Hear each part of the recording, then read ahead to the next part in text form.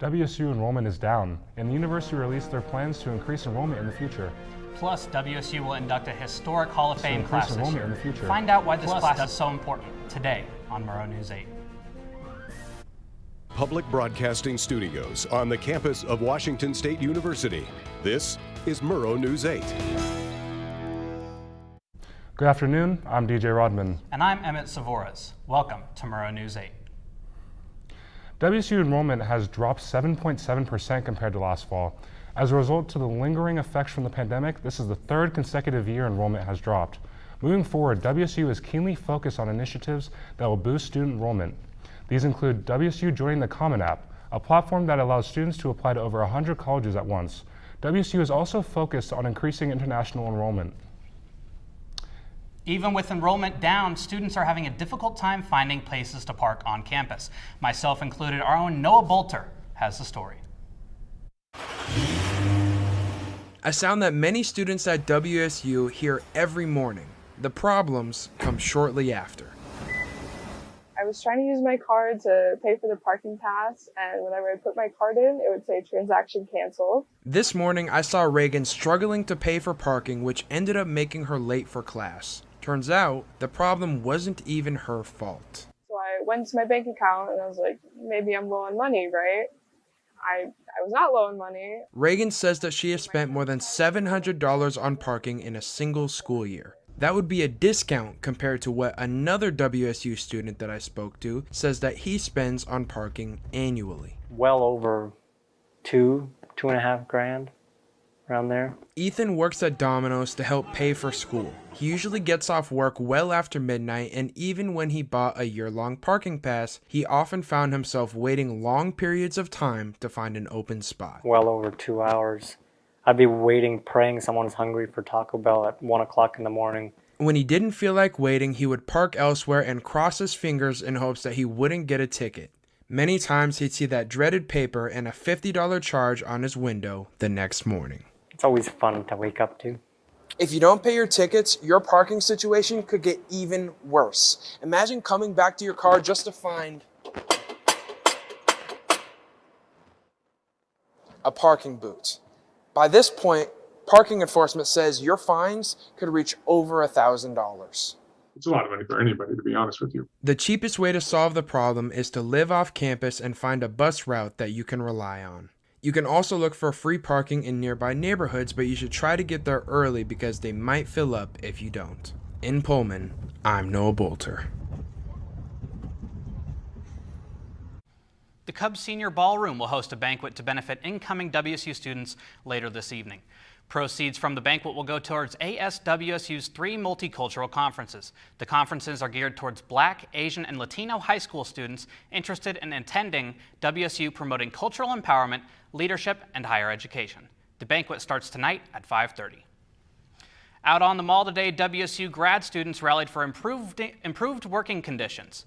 WSU CASE, a coalition of academic student employees, is a group of grad students looking to unionize to fix income problems. I mean, I have definitely experienced issues where our health insurance is so expensive that you just don't go. Definitely have had to avoid going to the doctor. Definitely have had to think really hard about how I'm going to pay my bills, and have had to ask family to help pay for my things because the stipend is just not enough to pay for normal life. WSU CASE wants to have a voice in improving income and creating easier living for grad students. It's back. The annual Latah County Fair kicks off on Thursday in Moscow. The opening ceremony is on Thursday, opening at 1 p.m. and closing at 10 p.m. Friday and Saturday, they are open from 10 to 10, and on Sunday from 10 to 5. Entry will be free, and you can find more information on their website. The city of Palouse is inviting the community to their annual Palouse Days events. Tomorrow, as early as 6 a.m. and go, and the events will start as early as 6 a.m. and go till about 10 p.m. Among the events is a pancake breakfast, a car show, a duck race, and a barley bar relay. You can sign up at runsignup.com/barleybar. The National Agricultural Statistics Service has put out projections for peas, lentils, and garbanzo beans. Washington's dry pea harvest is expected to more than double the haul that they pulled in last year. Idaho being, 13% increase as well. Lentils in Idaho will also double, and garbanzo beans will at least be up 15% in both states.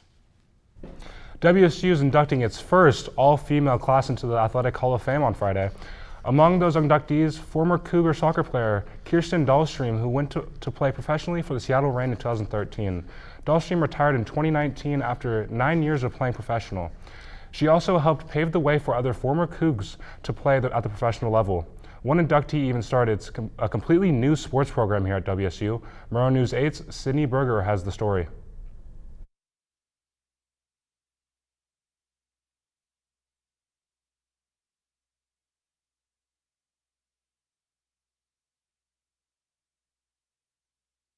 Coming up, we take a look at stories across the Northwest, including the wreckage of a float plane that crashed in Seattle being found. Plus, how WSU veterinarians are paving the way to solve diseases in our four-legged friends. And that and more next on Murrow News 8.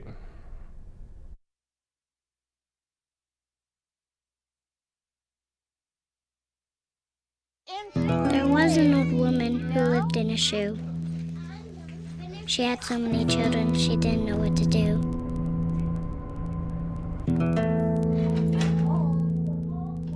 She gave them some broth without any bread and kissed them all soundly and put them to bed. Hunger is a story we can end. End it at feedingamerica.org.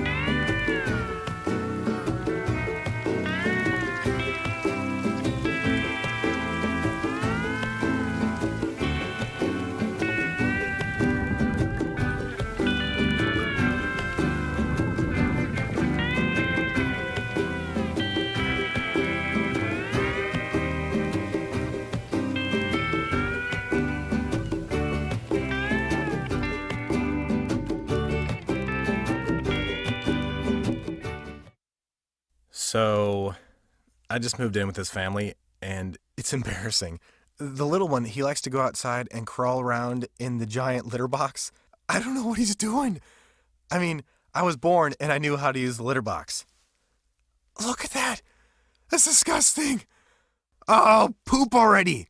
You're making me nervous. Oh, okay, I can't look at this anymore. I really hope he grows out of this, for his sake.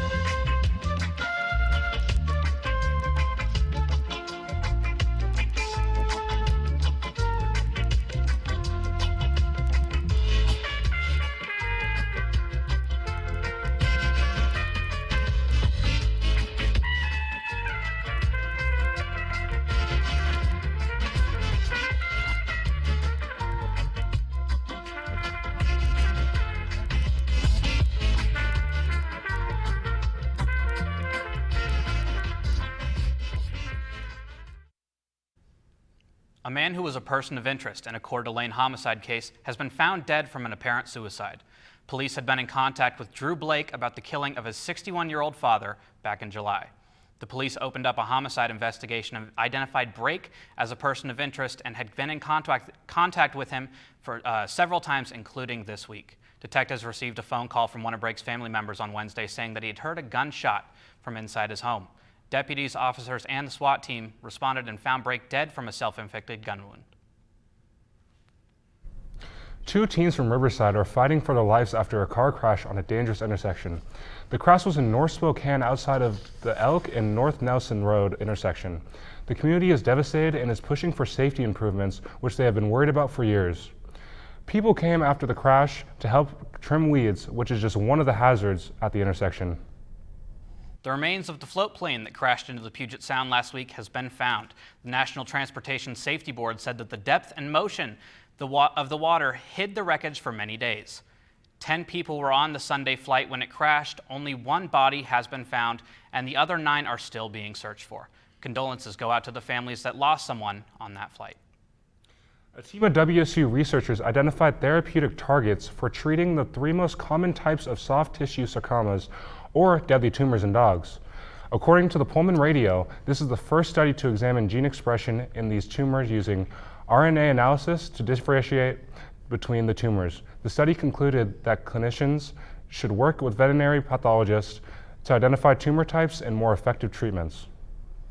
Speaking of dogs, one local pup is close to regaining the use of all of his legs thanks to vets here at WSU. According to WSU Insider, Pasta, a Great Pyrenees mix, came to the veterinary hospital with a deformed hind limb. The owner, Rachel Dixon, a vet med student, was unsure what to do or what she could do to help. But thanks to her colleagues in the vet med program, they were able to provide Pasta with a specially made device to correct the deformity. As Pasta continues to grow, he'll have to come back to the hospital for more treatment, but the vets say they are ready for the continued challenge. And do not try this at home, folks. A doctor pulled off what is likely the world's first electric car vasectomy. And yes, you did hear that right. Dr. Christopher Yang used an extension cord from the patient's room to the car parking lot into his Rivian R1T pickup truck. Surprisingly, Yang says the procedure only took 15 to 20 minutes. The truck, which had 110 V and 2 V outlets, held up during the procedure, even powering up a fan in the room. You know, I don't know how the doctor did it, but I'm thoroughly impressed. I am as well. And coming up next, the weather was nice and cool this morning. Diego Moctezuma brings us the weather forecast. And later, Noah Bolter will break down the upcoming weekend in Cougar sports. All of this and more next on Murrow News 8. Days, months. Hey, I'm Jim from across the street. Years. I'd like to give you this. A lifetime. Can rush by without realizing what we're missing. But it doesn't have to be that way. We have a choice to take action. Visit maketheconnection.net to find out more.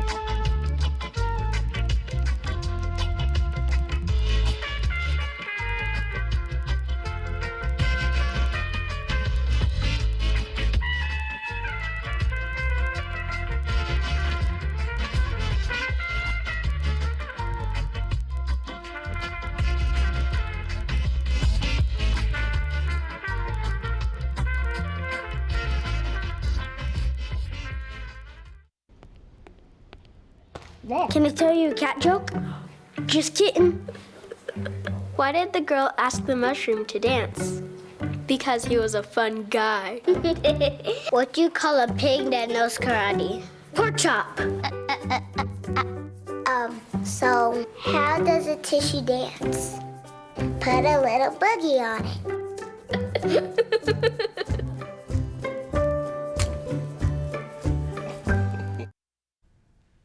The weekend is coming and the air has been noticeably cooler around the Palouse. Let's send you over to our weather person, Diego Moctezuma, with the weather. Diego? Thank you, Emmett. Yeah, looks like the air quality is getting better in the past few days, so that is good for those more sensitive to the air. Looking at today's weather, it will get as high as 69 and as low as 39 with 9 mile per hour winds. We have just under 12 hours of daylight today with the sunrise at 6:28 a.m. and a sunset at 6:53 p.m. Taking a peek at tomorrow's weather, it is going to be mostly sunny earlier in the day and then get a little foggy while getting as high as 71 and low as 43. Winds will be pretty mild both today and tomorrow, so not too bad there. Looking around Washington, on the east, hitting Spokane, there will be a chance of rain, but mostly sunny. Sorry, over here, mostly sunny, but you can see around the high around 71, but could be a little cooler into the low 40s. In the Tri-Cities, partly and cloudy as high as 77. And in Yakima, it will be sunny while also getting partly cloudy later in the day at around 44. Rain will be hitting on the west as we get to Seattle and Olympia. Seattle getting no higher than 67 and as low as 52. In Olympia, it will be mostly cloudy as well. There is a chance of rain showers with temperatures getting as low as 48. As we head to the 5-day forecast in Pullman, the rest of the weekend will be partly foggy with a chance of rain. Saturday could get up to 71 with a 20% chance of rain during that Cougs game. Sunday also with some rain inbound and mostly cloudy. We got pretty consistent lows in the 40s. Then heading into the week, Monday will be sunny, but then could get cloudy later with chance of rain. It will be mostly cloudy Tuesday and Wednesday, while topping in the near 70s and getting as low as 35 on Tuesday. That's an overview for the upcoming weather. Stick around and I will have an in-depth look at the weather when Wazoo football kicks off against Colorado State. Thank you. Back to you guys. Thank you, Diego. I know I've been pretty happy that the weather's been getting a little bit cooler. Makes those walks around campus not too bad. For sure. Yeah, but WSU soccer played last night at home. Find out how they did and who they play next. Before we kick it off to commercial break, Emmett, tomorrow's game, I don't know about the 71 degrees. It's going to be, I think it's going to be nice. I think, early kickoff at about 2, I think it's going to be pretty good. Yeah, hopefully that fog doesn't come around. And there are plenty of familiar faces squaring off when Colorado State takes on the Cougs on Saturday. Here are the connections between both coaches and players next on Murrow News 8. There was an old woman who lived in a shoe. She had so many children she didn't know what to do.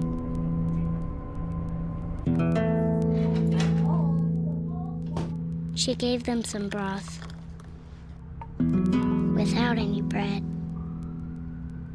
and kissed them all soundly and put them to bed.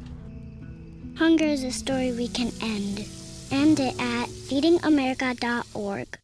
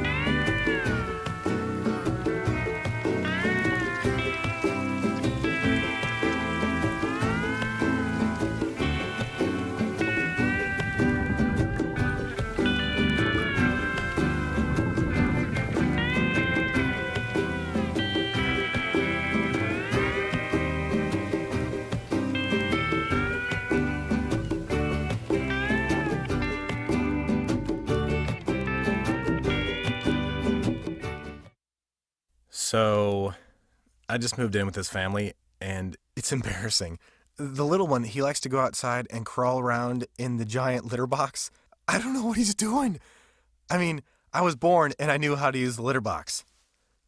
Look at that. That's disgusting. Oh, poop already. You're making me nervous.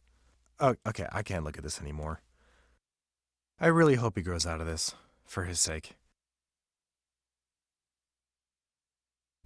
People are watching sports. The WSU football team had the 4th highest viewership in the nation last weekend, with 3.9 million people tuning in to watch the Cougs beat the Badgers in Wisconsin. Over the past 5 years, WSU ranks 4th in the Pac-12 in TV ratings, with 30 different games reaching over 1 million views each.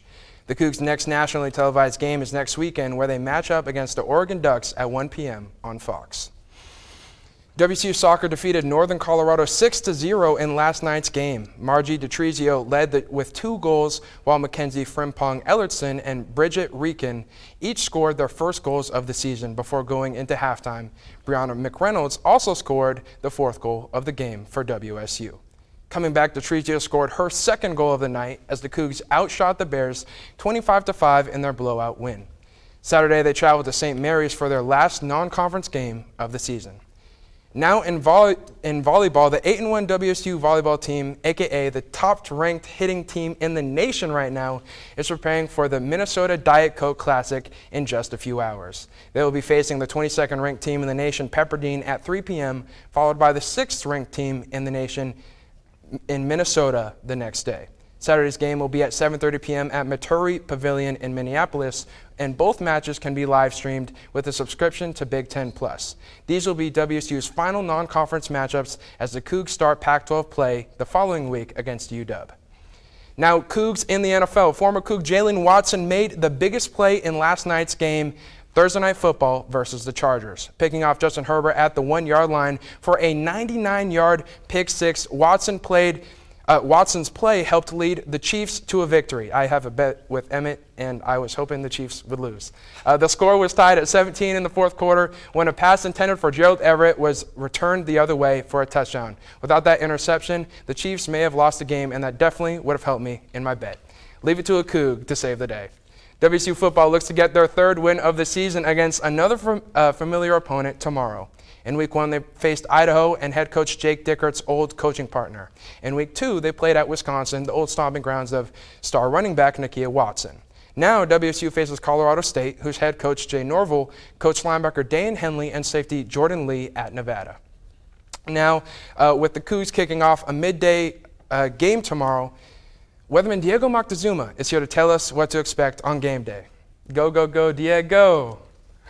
As many Coug fans and family plan on attending the Wazoo football game on Saturday, it will be a pretty cool day, getting as high as 69. It will be mostly cloudy throughout the day, so expect a cloudy evening sitting in the stands with mild winds. However, it should be comfortable game weather for folks who like staying the whole duration of the game. Thank you. Now back to Noah. Week 3 of college football kicks off tomorrow with multiple top 25 teams set to square off and shake up the rankings. 12th ranked BYU visits 25th ranked Oregon in their 7th matchup of all time. The Ducks crushed Eastern Washington last weekend in a 70-14 blowout victory. That 56-point spread must have been therapeutic, considering their 46-point loss in Week 1 to Georgia. BYU, on the other hand, is coming off an overtime 26-20 victory over the Baylor Bears, who were ranked 9th in the nation at the time. That win vaulted BYU up 9 spots in the national rankings to their current position of 12. The last time Oregon met BYU was back in 2005 when the Cougs won by 30 points. That always sounds good. Whoever wins tomorrow's game will take a 4-3 edge in their all-time series. Another big matchup happening tomorrow will be 13th ranked Miami visiting 24th ranked Texas A&M for only the 4th time ever these teams have met. The Aggies are down 18 spots in the rankings after a 14-17 upset loss versus Appalachian State last Saturday. The Hurricanes, on the other hand, have outscored their first 2 opponents by a combined 80 points so far this year. This matchup will be their first time playing a ranked opponent since October 23rd of last season. The last time the Aggies met the Canes was in 2008 when Miami won 41-23 comfortably. Looking around the rest of the college football schedule for this weekend, the top team in the nation is visiting South Carolina as the Bulldogs are a 25-point favorite over the Gamecocks. Alabama is looking for a bounce-back performance versus UL Monroe after narrowly escaping Texas with a 20-19 win last Saturday. I was really rooting against them. The Nittany Lions are set to square off with Auburn, the Auburn Tigers, for an intense matchup between 2 undefeated teams. And other undefeated teams that are playing this weekend include Michigan State at Washington, Toledo at Ohio State, Youngstown State at Kentucky, Liberty at Wake Forest, Arkansas Pine Bluff at Oklahoma State, Missouri State at Arkansas State, and Texas Tech at NC State. Get your popcorn ready, folks, because after this week, it's conference play for the rest of the season. As W said on social media today, Cougar Country, let's ride. And Noah, I just want to let you know I like my steak medium rare. Just about our bet. That's what our bet is, and I'm not going to be buying you anything. All right. But the biggest play of last night was Jalen Watson, obviously, right? It was incredible. It was a fantastic pick six. I had the Chargers going. The Chargers won that game, but he proved me wrong. He proved me wrong. But anyway, sorority recruitment is down across the country. How is that affecting WSU? And we check in on how one Pullman student is combating this issue. Next on Murrow News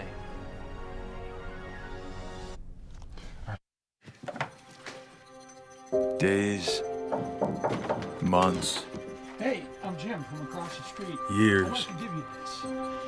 a lifetime can rush by without realizing what we're missing. But it doesn't have to be that way. We have a choice to take action. Visit maketheconnection.net to find out more.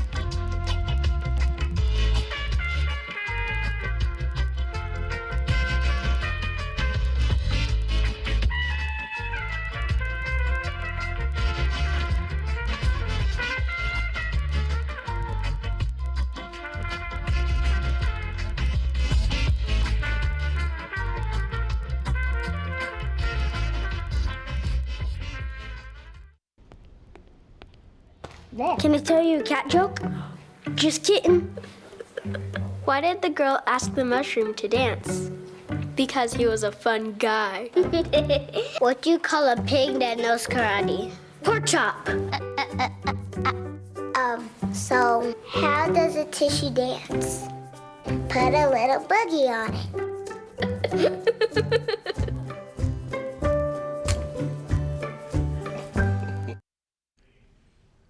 WSU saw over a 50% decrease in sorority enrollment, but one student saw an opportunity to set their house apart from the rest. Murrow News 8's Allison Martinez has the story. This video was not made by a production company using expensive equipment. It was actually made by a WSU senior using her iPhone. Meet Roz Cohen, a WSU student and social media content creator. It started because last year, like a little over exactly a year ago, I had never made a video, but I just randomly asked our recruitment chair, Sierra, like, hey, can I take a video of you? And she's like, yeah, sure. So I made this video, and it was the very first one to come out, and it went super viral. Roz is a member of Kappa Kappa Gamma sorority, where she's created cinematic recruitment videos for the last 2 years. Many of these videos have harnessed hundreds of thousands of views online. Just a few weeks ago, this spot on Greek Row was filled with hopeful new members attempting to make the difficult decision of what sorority they would like to join. Kappa Kappa Gamma had an almost perfect retention rate. It definitely created this sense of, I don't know exactly the word, but it was excitement for them to come to Kappa. And then we did really well in recruitment this year too, so. The Greek recruitment process is still very traditional in nature. However, sorority recruitment content has been making major headlines in recent years. Once my life blew up after those first videos, I started getting job offers from so many different people. I went and started working for Wazoo Cougar football. I think that shows how social media can change one person's life, and specifically mine, and how much people value social media, because a lot of companies know that if they don't have social media, if they're not good at it, they are so far behind. For Murrow News 8, I'm Allison Martinez. Okay. Thank you for watching. If you missed anything, check us out on our YouTube channel. Have a good night.